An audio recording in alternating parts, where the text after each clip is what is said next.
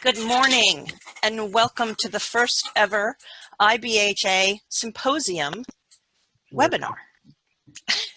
Thank you, COVID, for introducing us and making us do this.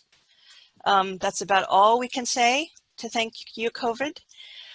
I wanted to explain to you where the phrase being a good ancestor comes from for me and where this photo came from. So let's see if my thing will actually... I'm still looking at your desktop, Lucy. Thank you. Okay, goofed up there. Stop share, new share. There. Now do you see the, Yes. good. Yes. Yes. Okay, all right, here we go. All right. And then if I page down, is that gonna work? Okay, being a good ancestor, what a phrase that is. And I was reading this book. I was reading a book by Layla Said, who wrote Me and White Supremacy. And I've been in lots of book clubs reading this kind of content, Me and White Fragility, or White Fragility, Me and White Supremacy, The New Jim Crow. Along with understanding pandemics, we are also understanding systematic racism as a world. And when I heard that phrase, I was on a walk listening to a podcast, and I said, that's what Big History does. That's it. So I Googled that a little bit and found out, of course, we have a Native American Sitting Bull saying something very similar. Let us put our minds together and see what kind of future we can make for our children. Then we will be great ancestors. And then it turns out 2 books have popped up. One is brand new. I don't know if Roman is here. And he said he was going to come, I think. And the other one, so Roman Krisnerick, and the other is David Ehrenfield. So anyway, this is a hot topic, and I just wanted to tell you. But then I think this picture utterly embodies it, and so I wanted to give the photographer credit for that. And this is John Isaac.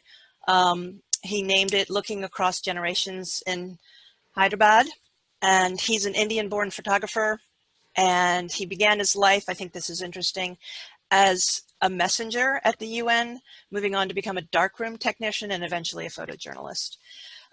So thank you, John Isaac, for this photo. All right, that is my introduction to the concept. Briefly, our speakers today. We have Emlyn Coster, a geologist, museologist, humanist, and a big historian. He just joined the board. We have Herman Green, a philosopher, lawyer, and theologian. We all know Lowell, a political scientist and premier big history historian. He was at the founding meeting in Coldejoko. We have Nick Nielsen, a science communicator who showed up in our Milan conference this summer. Moi, your new president, by the way, and of the IBHA as of yesterday, and a psychologist and researcher, Greg. So these are our speakers today on the theme of being a good ancestor. The agenda is going to be like this. We're going to have 3 sessions, and then we're going to have a break. And the break, I hope, will be fun because we're going to put you in small groups randomly, and so you can chat with each other. And hopefully one of the speakers is going to be in each room, but it's going to be randomized. So it's just a chance to visit in a small group.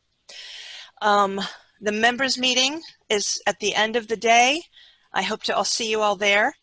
Now the bathrooms for this conference are in your houses, and please feel free. And obviously no one can sit still for the next 6 hours. So come and go as you like. If you leave, maybe turn your camera off so we don't see an empty chair and feel like no one's listening to us. And then the way it's going to go is that each speaker has been allotted 40 minutes and they are the ones in control of who's talking. So it's up to them to initiate Q&A or not. And then, yeah, during the break. Okay. Sparkling conversation, we hope will happen. And I think that that is it. Yeah. Members meeting. You can meet the new board members and officers. What's up with you? And what do you need from the IBHA? And I really want the IBHA to help us return our focus to climate and just nip this thing in the bud despite the coronavirus, because that's the other underlying thing. So that was the kind of thing that I would say, IBHA, help us do this now. All right.